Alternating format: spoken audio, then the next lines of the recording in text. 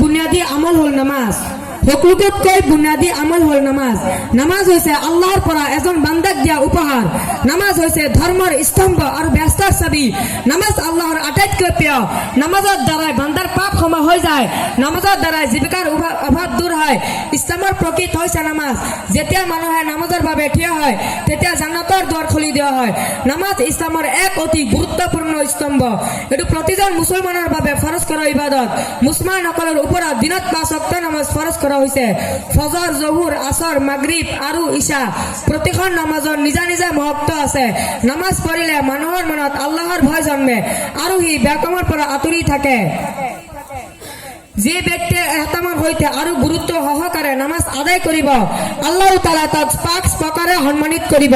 Number 1, ৰজি ৰোজগাৰ আৰু জীৱনৰ সংকীৰ্ণতাৰ পৰা মুক্ত দিব।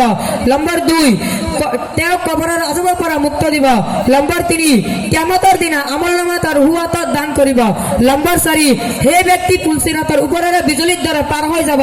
নম্বৰ 5, বিনা হিচাপে তাক জান্নাতত প্ৰৱেশ কৰিব। হেত আকৌ এবাৰ বহুত শুভেচ্ছা জনালো। এইখিনিতে মই ভাষণ শেষ কৰিলো। আসসালামু আলাইকুম।